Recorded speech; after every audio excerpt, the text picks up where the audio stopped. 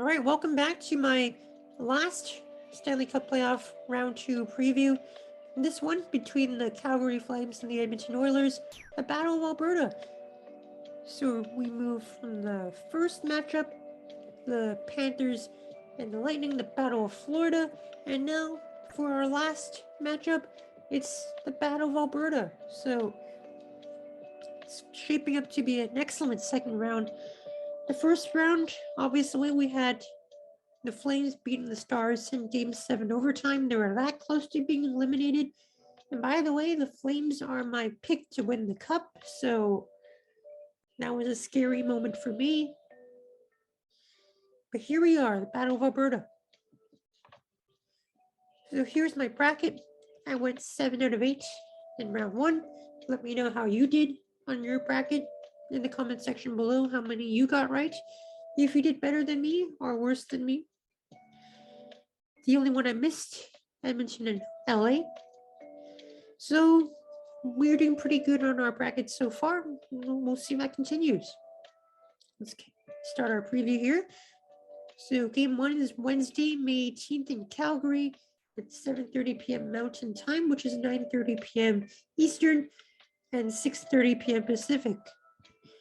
So the Calgary Flames, 50-21-11. They defeated the Stars in 7 games. They scored 15 goals and allowed 14, so very low scoring series. Points leaders, Johnny Gaudreau, 8 points. Matthew Tkachuk, 6 points, a big goal in Game 7. Elias Lindholm, 5 points. Mikhail Backlund, 4 points. Trevor Lewis, 3 points. The goaltender, Jacob Markstrom, excellent first round, but not taking anything away from what Jake Onger did against the Flames in round 1. Props to him. He has a great future. But here we are, Jacob Markstrom, 4-3, 1.53 goals against average, a 943 save percentage. Power play for Calgary, 8.3%. Penalty killing, 91.7%. Season series tied 2-2. For the Edmonton Oilers, 49-27-6, 104 points. They defeated the LA Kings in 7 games. They scored 27 goals and allowed 17. Points leaders, Connor McDavid with 14 points in 7 games. As good as always, Evander Kane, 7 goals in 7 games, 9 points for him. Leon Draisaitl, 9 points. Cody Ceci, 6 points. And Ryan Nugent-Hopkins, 5 points. Their goaltender, Mike Smith, 4-3, 2.29 goals in the average, 938 save percentage. He's had his ups and downs, I guess. And unless he has another gaff in round like he did in Game 1, I think he played pretty well. Power play for Edmonton, 36.8%. Penalty killing, 87.5%. Season series is tied. So, if you're looking for drama, if you're looking for some old-fashioned playoff hockey, this is the series for you. A gritty, nasty series for sure coming up here. And it's, I think, 2 completely different systems of hockey. One, a very defensive-minded, boring style of hockey. And for the Oilers, a very offensive, but not very defensive series for Edmonton. Does defense win or does offense win? We'll see. So right now, for the first time since 1991, these provincial rivals meet in the postseason, and Connor McDavid is at his best, and Johnny Gaudreau is coming off a series that he contributed in. I know a lot of people criticize him for not contributing, and that's why the Flames lost in the first round a lot. But for Edmonton, same thing. McDavid and Draisaitl showed up, and they won the series. It's as simple as that. So back in 1991, the Oilers beat the Flames in 7 games.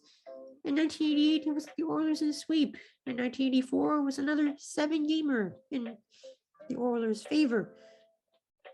Can the Oilers beat the Flames this year? We'll see. So the Flames, they won their division, and it looked like they were going to have a pretty easy series against the Dallas Stars. It didn't prove to be the case. So they had to battle through a difficult and disciplined Dallas defense and a near unbeatable goalie in Jake Onger in round one. So a much tougher opponent than Calgary would have envisioned. I think Calgary and Dallas was that close because those teams play a similar style, very trap game, boring style of hockey, Daryl Sutter and Rick Bowness type of hockey. For the Oilers, I really do think that the Oilers, I think, played as well as they could. The Kings really gave them a run for their money. Obviously, Connor McDavid. That's basically the series. Connor McDavid. When Connor McDavid's on his game, the Oilers look pretty unstoppable. Despite it being 7 games, that 7th game did not ever look in doubt. The Oilers outplayed the Kings pretty massively, I think, but Jonathan Quick, I think, was the only reason why the Kings really pushed the Oilers to the brink. And here, there might yet be another goaltending duel here between Markstrom and Smith. Both goaltenders played pretty well. Special teams here, a big factor for sure. Edmonton's power play, obviously one of the best in the league. Calgary's penalty kill is undoubtedly a strong one. So it's going to be very interesting. So right now, it's the star players are playing like stars. Everyone is playing to their potential. So what type of system will prevail here? In my opinion, it's going to be coming down to special teams. I think that's going to be a big factor here. Power play for Edmonton against Calgary's penalty kill. If the Oilers are able to score on the power play, it will give the Flames fits. If the Flames manage to shut them down, I think the Flames will play a very trap style of hockey that the Oilers will be very frustrated with. And when that happens, I think the Flames can take the series. We'll see. Now, the big players here are going to have to step up. Matthew Tkachuk. Round one was all about Johnny Gaudreau. And Tkachuk, it took 7 games for him to score that first goal.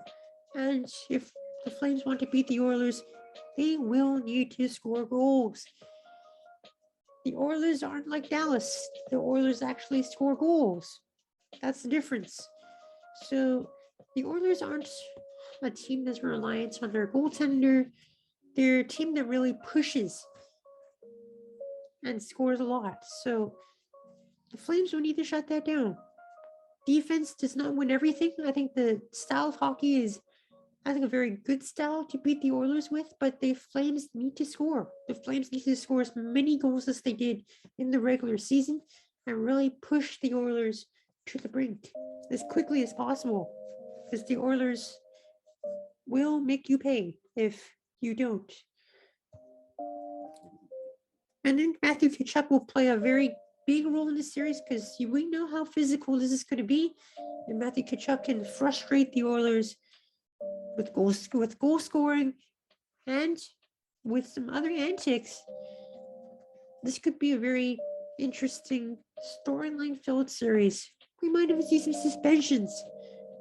It's going to be that serious. Now, Leon Draisaitl obviously has the question whether he's healthy or not. He had an ankle injury that was going to keep Draisaitl out of the Game 7 lineup, but he played. I don't think he's 100%. So we'll see if that hinders him and hinders the Oilers here. The Oilers need to continue having the depth scoring that they've had. They can't just rely on McDavid and Draisaitl. They need to rely on their whole lineup. Evander Kane, RNH, Jesse Puljujarvi. I think they need to step up as well. This is shaping up to be an excellent series. My prediction is going to be Calgary in 7. I believe the Calgary style of hockey is very frustrating for the Oilers. If the Flames can really stop that power play of the Oilers and stop them from scoring and play the game that they're accustomed to, the trap style hockey, the Flames will be able to win this. I do think that. The Oilers are still a little bit inconsistent. Their depth is still struggling at times. The Oilers aren't the best defensively, and the Flames are very good defensively. So I think it's going to be very close, almost a toss-up. It's going to be very nasty, physical. I do think the Flames take this.